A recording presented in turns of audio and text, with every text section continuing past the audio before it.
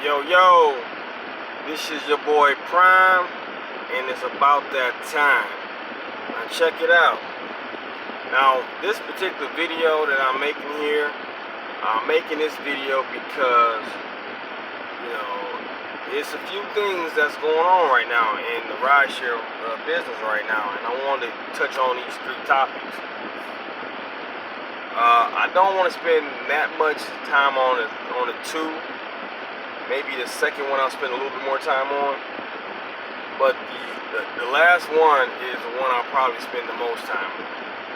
And I think you'll see and understand why. Alright, so the first topic would be the Tesla thing that I already reported a while back, maybe a couple of videos ago. Tesla is ready to go to war with Uber. According to a new book that outlines the Tesla CEO secretly telling Uber that they will crush them if they attempt to use self-driving vehicles. Meanwhile, Tesla had planned all along to launch their own self-driving vehicles. So, I really don't care two craps about this whole little Uber Tesla war. It just keep popping up, so that's why I keep talking about it. But it's, to me, it's just like, hey, well, guess what, guys? We are going to do this. We got this great idea, and what it's going to do is going to make the world a better place. Oh, I'm sorry, and you guys won't be working for us anymore. So, I mean, at the end of the day, it's really a bad thing. So, moving on from that, as you see, like I said, I wasn't going to spend too much time with that. So, just something I was going to throw out there. Now, a little more on a sadder note. According to the news that I'm getting here from, let me see, this is actually, let's see where it's coming from first. This is a news outlet, and it's coming from St. Louis, from KMOV.com, St. Louis, Channel 4, I guess, out there. Apparently, a Lyft driver is in critical condition after a shooting. Okay, it was in St. Louis. A Lyft driver is fighting for her life after being shot during a ride. And it says here, let us all keep her in our prayers, or him in our prayers, during this incredibly challenging time. So, I always speak about the safety of drivers because, at the end of the day, as being safe as possible is the only thing that we can do. That's why I say have cameras in your car. I don't care if you have 30 cameras in your car. I think, more than one camera is always a good thing. Having at least one is the minimum you should have in your car as a rideshare driver. If you're driving around right now and you're driving cameraless, you know what I'm saying? And I'm not trying to correlate this issue with not having a camera and like that. I'm not even going to get in depth of the story because I think that it's only important that you know the situation up front, that, being a driver is a risk. It's basically an occupational hazard that you can get attacked by a customer, a passenger. You can be shot. You can be killed. You do not know if they have a gun on them when they get in the car. You don't know if they have a knife, a blade. You don't know nothing. You don't know none of this stuff. And you're putting your life in jeopardy every single time that you pull off, like I'm about to do right now. So, that's the nature of the business that we do. So just try to be as careful, and that's the reason why I have a problem with the fact that Uber and Lyft has taken our ability to be able to kind of probe where we're about to pick up somebody, and try to probe and see what areas that we will not take a ride from because we're worried about safety in those areas. It's like Uber and Lyft has done this thing where they don't want us to be able to discriminate, right? They don't want us to discriminate riders. So what they did was they took the ability for us to know where they're coming from. Oh, okay, so this is a bad neighborhood. Maybe a certain type of, class of people live there.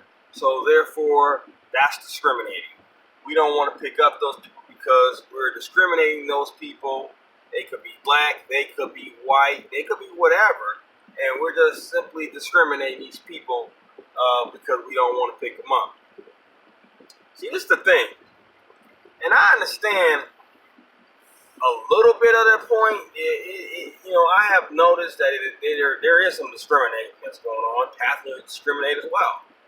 Passengers look at it and they see that you look kind of creepy. And I'm sorry for that glare. I don't know how to get that glare out of here. It's sunny outside. They see that you look kind of creepy and they cancel on you. I mean, trust me.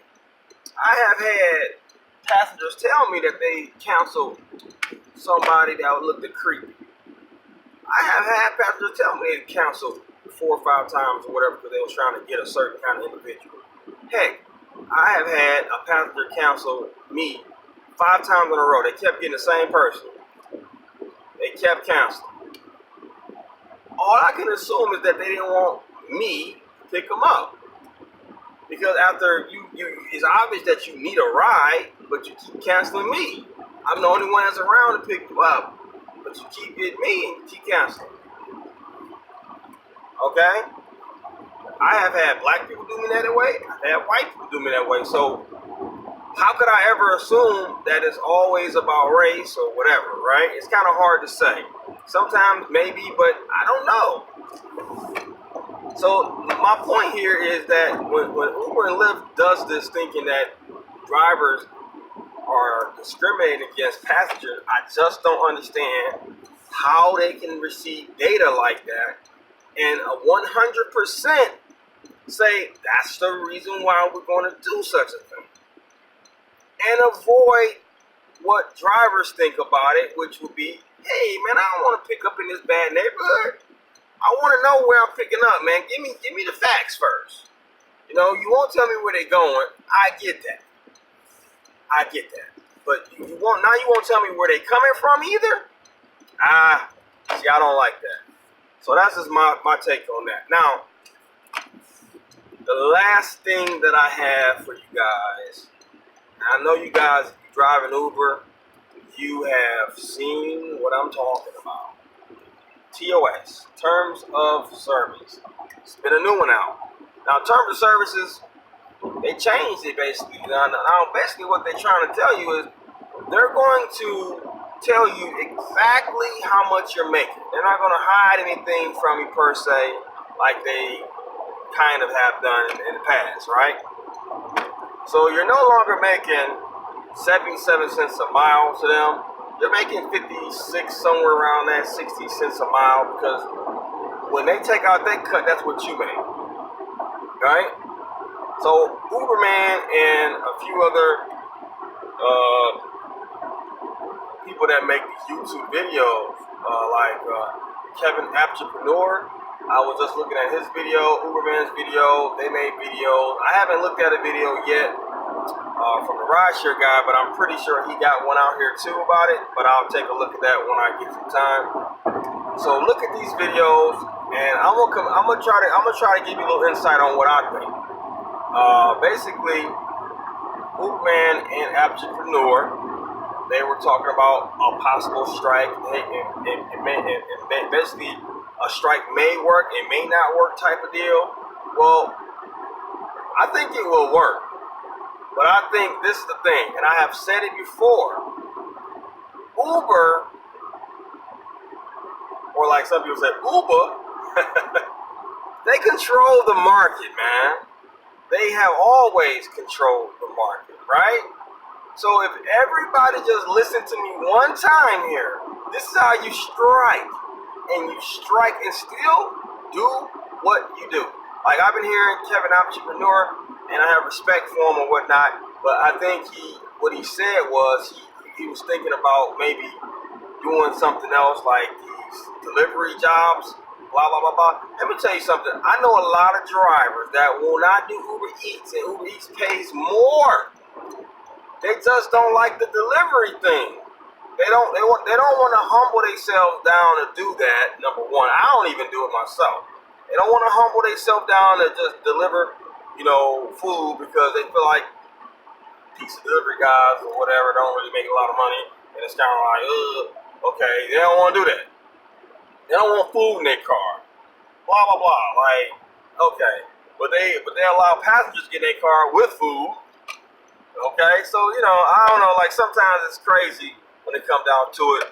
But my thing is, I don't want to deliver food either that much like that. Like because I don't want to have to get out of my car every single time. I don't want to do that. Now, I'm not saying that it's not going to make money or whatever. That's a great idea. Like I think we should all look into other avenues of making money too. But I've been saying it for forever. Lyft does not control the market.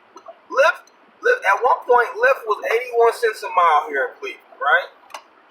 And customers didn't even know the difference. They actually would tell me they only drive, they only mess with Uber or Lyft because Lyft is cheaper than Uber. Let me say that again. 81 cents a mile, Uber was at 77 cents a mile, and passengers would get in my vehicle and tell me that they only mess with Lyft because Lyft is cheaper. Because 81 cents a mile and 77 cents a mile, it just don't really matter. It was more expensive, technically, but it was nothing though. It made no dent in their pocket. Okay? So, bottom line, Lyft ended up changing their price to match the competition. They actually thought that was going to work. They thought they were going to get a crazy amount of more rides because they changed their pricing to match the competition. So my point is here is simple and plain. Uber, they control the market share. So if Uber went down to 56 miles, 56 miles to 56 miles, whatever, guess what? They would change, Lyft would change too. So what I'm saying is, what I'm proposing is everybody drive Lyft only. Drive it only. Drive for that same 77 cents a mile. Guess what? Check this out for a second. Check it out now. Listen to me now before you turn off. Drive for Lyft. 77 cents a mile. Remember, you can get tips through the app. And 60% of the time, Lyft passengers tip. So that helps that 77 cents a mile. That helps it a little bit for you. That helps cushion some of the blow. Everybody driving Lyft, nobody driving that Uber. Surge gonna go crazy. Guess what? Don't even touch the surge. Let it roll. Don't mess with it. That's a strike for you. We can strike back at the empire without even stop working. You can still work. Because everybody wanna know, how can I stop driving Uber and still pay my bills? Guess what? I just told you. Drive Lyft only. You can still pay your bills. Guess what? They still gonna need drivers. They gonna have none. If every single driver just stop driving for Uber. Okay? Now they gonna put in some more people. They gonna put some new people that's gonna line up, but they not. Listen, they gonna be new. And guess what? New drivers make more mistakes than ever. It's gonna be poor. The service the quality of the service is gonna plummet. And it's gonna hurt Uber. I've been saying this forever, man. That's why I've been driving Lyft, because I drive Lyft and I like the fact that I can get a tip. Now I know, oh man, but you gotta pay the taxes. I hear that a lot. But guess what though? Don't sit here and tell me that you be getting a crazy amount of tips with Uber. You're not. Because a lot of people, this is 2017, people have credit cards, debit cards, blah, blah, blah. They don't have money. They don't have cash. That's the reason why this is such a great business model, because they don't need cash. You know what I'm saying? So if everybody just listen to me one time, you understand, and just drove Lyft only. That is the strike. Strike is driving Lyft and basically making Uber change something. And when Uber change and go up for the fares, they change how the market works. Then Lyft will only follow suit because Lyft, hey, as you can see, Lyft will change anything they need to that's going to affect it, that they think that Uber has affected. They already know Uber run the game like that, so they have to reflect what they do when it comes to the fares. You know, of course, they're gonna put their own little twist on the app and stuff like that. That's fine. But when it comes to the fares, they got to be neck and neck with them because they battling hand in hand about that right there. So if we just did that, that would change the way that Uber works. They would no longer be able to say, hey, listen, blah, blah, because nobody be working for it. And then they'll find out why nobody working for it. Well, we don't want to work for that. You know what I'm saying? Think about this for a second. What you're getting paid is so cheap that it's people in India making a little bit more than you right now. Think about that. There's people in foreign countries that work another kind of profession and getting paid more than you in less time. Because we out here 8, 10 hours a day, 12 hours a day, killing ourselves to get $100. Okay? So you need to really take in consideration what's going on out here, and it's getting worse because as Uber controls the market, they control how it works. It's like a monopoly because they control the market. They can take it up, they can take it down. If they take it up, guess what? Lyft will do the same. But since Uber controls it, Lyft cannot just be like, well, let's just do $2 a mile. We can't do that because then nobody will get on Lyft. Nobody would get on Lyft. All the Lyft passengers would be like, they will fall out of love with Lyft and fall in love with Uber because they cheap. You know what I'm saying? So I think that's the real kicker.